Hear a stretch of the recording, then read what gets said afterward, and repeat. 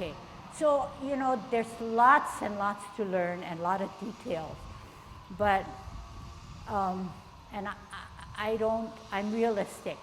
I want you to take what you have and then kind of work it, then come back, maybe reacquaint yourself if I get this online as to what I'm really teaching, and then work from there. So we're always creating building blocks, okay? But the best thing about Tai Chi is that once you learn this foundation, which is very, very essential, very important, it incorporates the principles and it gives you a better understanding of how to use your body in everything, even outside of Tai Chi, is very special or unique, because you're practicing something you do and yet carrying it out into all your activities. But when we start to put our hands together, which I'll do next, okay, you're going to see that unless you have your feet really, really well set and understood, the hands will create another variable, and so something will give way. So when you practice and understand something, take it apart. Take the feet first and just drill it down so it's natural. Then try the hand. But you know, if your hands, you're concentrating too much on your hands, the feet will sort of give way, okay? Especially in the areas where they're crucial. So one of the other 10 essentials of Yang Ching Fu is that the bottom portion of your body matches your top portion. So we're going to see how, by using our Chi stance, L stance, and bow stance, how parting of the wild horse's mane plays into it, so that there is unity. Everything is unified. Everything is a whole. We're creating something that within your own body, understanding, and energy, you can put a movement together in one piece, okay? So when we part the wild horse's mane, we have our ball, and the ball is usually designated as either hand, okay, for you to practice with me and listen and do what I'm saying. The bottom hand is 2 inches below your navel. 2 inches below your navel because it's helping you to center. If it's up here, it's doing something goofy to my posture. So I'm dropped, I'm relaxed. It's not to the side, it's centered. The top hand is about chest level and it's wrapped around this way.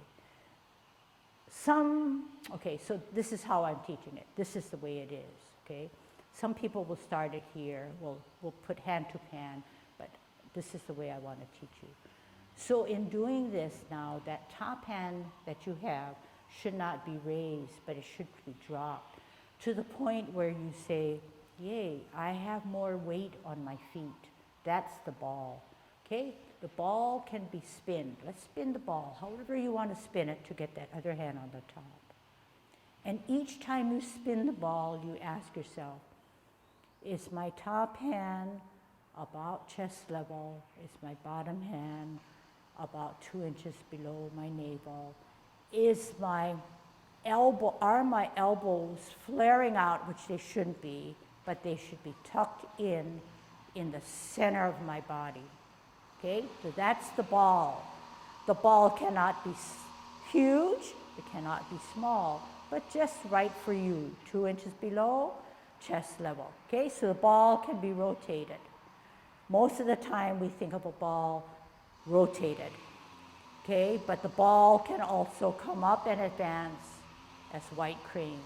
It can also advance forward to ward off. But in each situation, the bottom hand is advancing hand, never the top hand, okay? Let's try that. Left hand on the bottom, right hand on the top. Spin the ball, right hand on the bottom, left hand on the top. Spin the ball, left hand on the bottom, right hand on the top. Okay, we're not going to use any feet now, okay?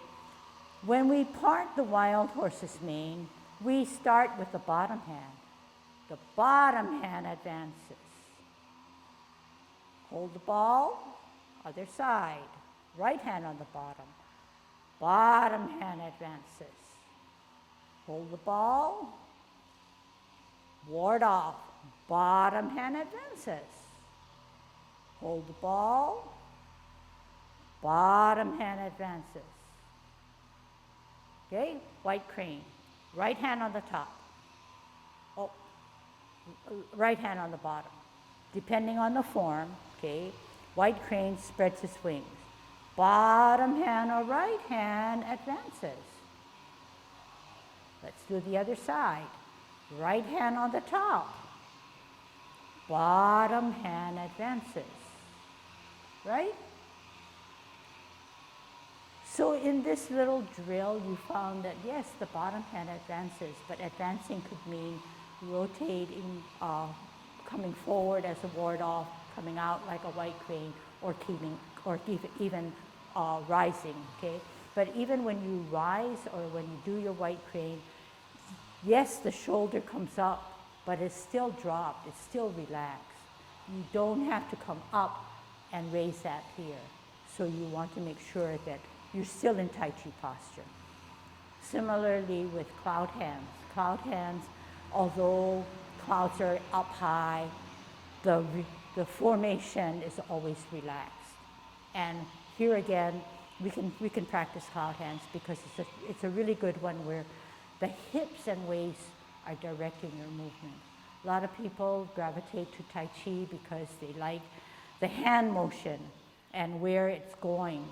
And then they like the feet motion because it's a high kick or something spectacular. But all those magnificent movements are mind-driven and hip and waist related. And shifting of weight. All those nice principles that we're trying to incorporate. So we said that we would, what did I say we're going to do? Cloud hands, okay? Cloud hands. Actually, I'm going to pull back for, well, okay, we can do cloud hands. So the purpose in cloud hands is to appear as if you're floating. Tai Chi being an art and a discipline, we want that relaxation for the person practicing. We want that relaxation for appearing that way because we are ourselves as performers or participants relaxed. And as a viewer, you can see that it's very relaxing for them. So in cloud hands, we are doing several essentials. We're using our hips and waist, we're using our mind, and our bottom matches our top or vice versa. We're also spinning on this axle. So that remember that cable I talked about being a marionette and being a silver thread. That cable or string can rotate all the time in Tai Chi. It can advance, but it can never bend. In cloud hands, we're going to find that that cable helps us to spin so that the hands go for the ride because it's the hips and waist and that axle that's making us move, which is the safer way. It's optimal because we're obeying gravity, okay? All right. Let's start with feet apart slightly, left hand palm in, right hand palm out, left hand higher, okay? We're about 1 o'clock.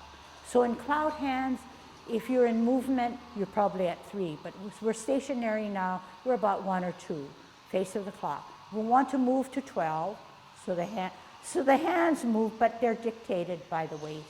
Okay, I'm going to do a stable one first, okay? 9 o'clock, 2 things happen. Turn the hips and waist, a little bit more, flip the hand, turn the hips and waist, and all the time you're looking, your glance is at the fingertips of your top hand, fingertips, but not studying them, but looking out through infinity. Okay, and we're going to go a little faster, and we're going to prove to ourselves that the hands are just set there, but the movement is dictated by the hips and waist. So you can see that, yes, we're weighted on our feet. Our shoulders are dropped. we can get some sense of relaxation. But to better our cloud hands, we have to use our belly button as a guiding light. When it starts to move, our body, our upper body moves. That dantian area is essential in making clouds work. Okay, so we're going to do something wrong now. We're going to keep our hips and waist stable, and we're only going to use our hands. This is not cloud hands, okay? Let's try. So your job is to keep this guy straight. Do not go back and forth, okay? Only the hands. Go. So here you're saying, I'm doing clouds, but this is not Tai Chi. This is a cop-out. This is an easy way out. It does not let you use your whole body, okay? So what makes you use your whole body? You turn your hips and waist. You turn your hips and waist. Your hands just set up the space, but they do not move. They only are moving because the hips and waist are making you rotate, okay? It may sound simple, doable, and I want to say easy when you understand me or watch me or when you do it. But when you're doing the set, you have to kind of bring back those phrases or words or understanding, because once Tai Chi starts, you have only a limited amount of time in which to accomplish something, and it's coming every which way at you, okay? So it is something that requires understanding, but practicing. So now we said, we know two things at least. The hips and waist are essential. The hands, we always say, go for the ride, because if they're set up correctly, the hips and waists are bringing out the hand. If we did not understand that essential, we would just say, hey, this is cloud hand. This is parting the wild horse's mane, or this is cloud hands, right? So now we're going to try to match what our top does with our bottom, okay? So in cloud hands, unlike other movements, it's a sidewards walk. It's like walking like a crab. But like all other movements in Tai Chi, only the weightless foot can move. Only the weightless foot can move, because that other weighted foot gives us stability and it helps us to obey gravity, okay? So this time we're going to concentrate only on feet, okay? I'll let you just put it down here, okay? So we're at 50-50. We're walking sideways like a crab and like playing a piano. So if we're at 50-50 and we say only the weightless foot can move and we're moving to the left, therefore the weight has to be gained all in the right. Therefore, we can slowly put it there and keep it at our toe. Weightless foot now becomes the finger of a piano, and it comes out, finds its key, puts it down, and then comes down slowly. Then allows the other foot to become weightless. You lead with the toe, never with your heel for cloud hands. Once this is stable, the heel can come up on the toe, open, toe, arch, heel. Heel comes up, off the ground on the toe, toe comes down, heel comes down. Heel comes up on the toe, lead with the toe, and you notice that the span in which I'm moving, of course we're in a drill, is just about shoulder level. You don't want to extend and be out of Tai Chi posture and not centered. All right, how do you get to the other side? How do you get to the other side? You start with the left, come up, close, down, up, toe, open, down, up, toe, off, close, open. Okay? So on and on you go. But you never advance in anything, and cloud hands are a really good example, by moving with a weighted foot. Okay, never. Okay. So now we're going to say, how are our hands going to match our feet? Okay. So same position, right hand away, palms away, lower, left hand above. Okay. When we begin, we're going to try to do it as one piece and then figure it out. Move to the 12, open, two things happen. Flip the hands, close the feet. We're at a pretty, equal weighted at 12, but at 3 o'clock, we're going to flip the hands, shift the weight, and open. What happens? Two things. Flip the hands, close the feet. So there is some coordination. It's as if you're going out to the cliff, but then you need some stability. You're going to have to ask your feet to help you. You're trying to center yourself. Okay? So it doesn't seem like you have a problem, okay? Now we're going to do the other way. Shift the weight to the middle, then to the right, then close your feet. Pretty much 50-50. Shift to the left as you create the right as a weightless. Drill down on the right, create the weightless on the left. Alternating, all the time alternating.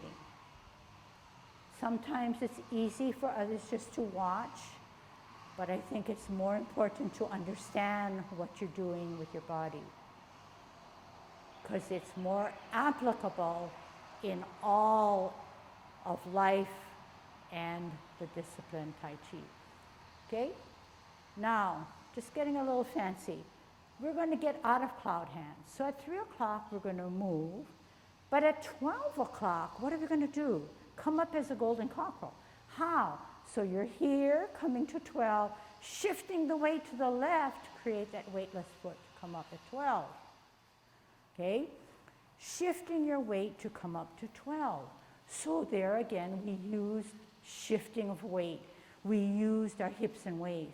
There's another element, which is kind of a little fancier, but it's not fancy in that you don't have to be extravagant about it or, purposely exhibit. But what happens is that Yang style is rounded. We're using our center.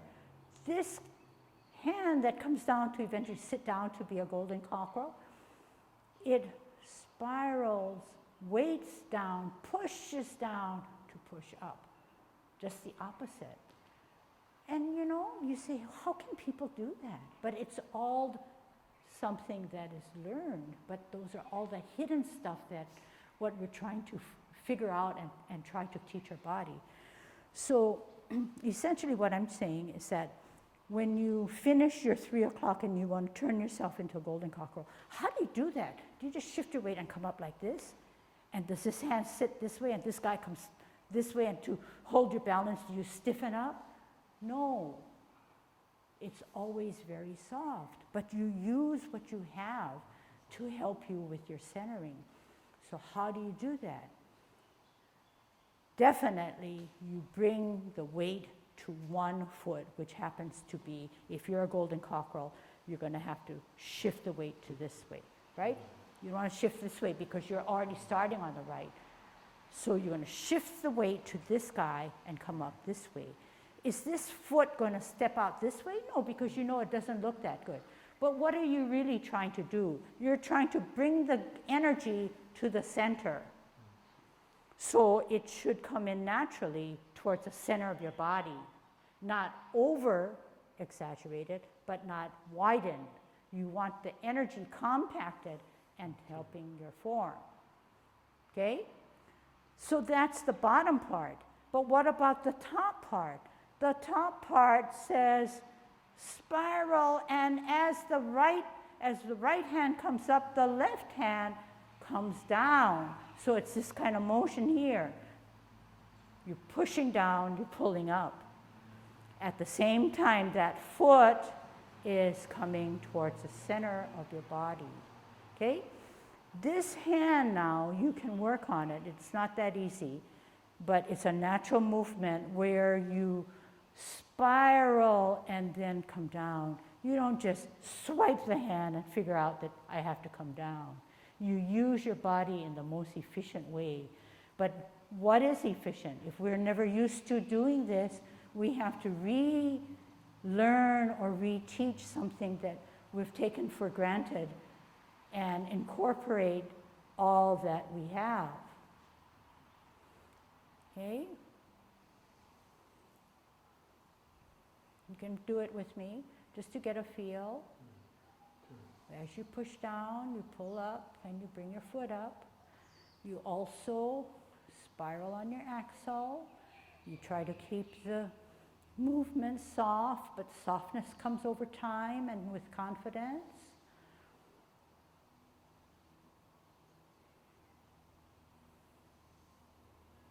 And even if you cannot do it, you can through your mind and through your thinking process, okay?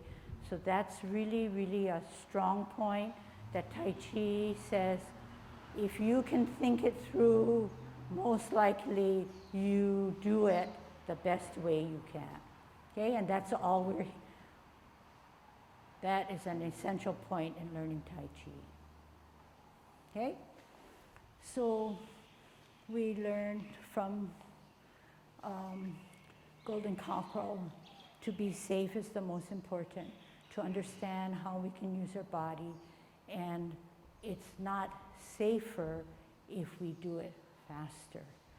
So yes, the thinking process is you're unique in that you can think it through, but then can you match the pace of how you think with the pace that you can perform?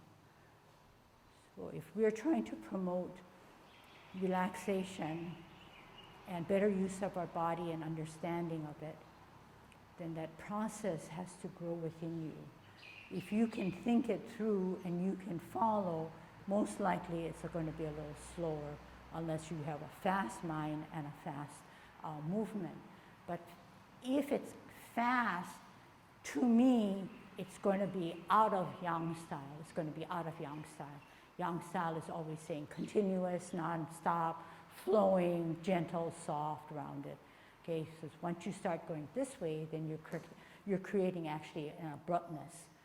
And really getting out of Tai Chi posture, because you're locking this knee to get this guy up fast, and it's sharp, okay?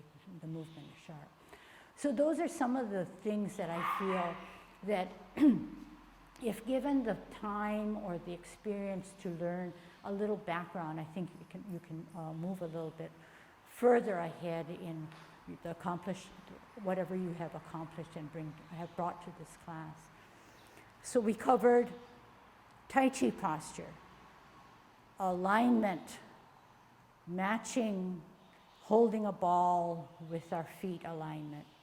We talked about our mental state. We talked about how it's important as a discipline and as an art that we learn it the best way, and for me, the best way I can teach, because we don't want to dilute the discipline or the art.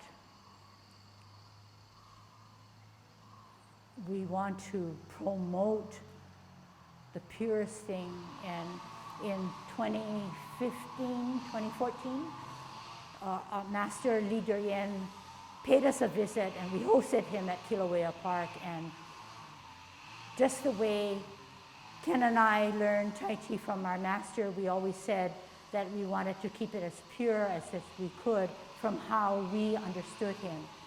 So if you look back, I think I counted maybe like 17 years ago, my Tai Chi has developed, has grown, has changed, but basically it's due to better understanding and promoting and going over a big course of time, teaching your body to get it more efficient. And I guess I brought up Lee Der-yen is because he too feels that It's something that, you know, is a journey. It's a long time thing. So all of what I teach and we try to promote are based on Yang style, because we feel that there's always room for improvement. And relaxation comes over time, and even relaxation comes to my beginning brand new students. They say, you know I'm not relaxed, I know I'm not at peace, but just the pure fact, the mere fact that I'm concentrating and everything else goes by the wayside. I don't have to think about what I'm going to cook for dinner, etc., etc. I'm focused and learning something new. So when they leave class, they feel like, yeah, there's some sense of relaxation. Yes, definitely. Because the hands do not direct your movement, never directs your movement. If you understand the hips and waist are, you can have your hand here, and hey, the hands are moving because the hips and waist are moving. I'm not moving my hand and never moving my waist. So if I set up my hand, hey, all I have to do is turn my hips and waist, change my position, and use my hips and waist. This guy is the guy that's directing. So they often say that the danten, 2 inches below your navel, is like a beam of light.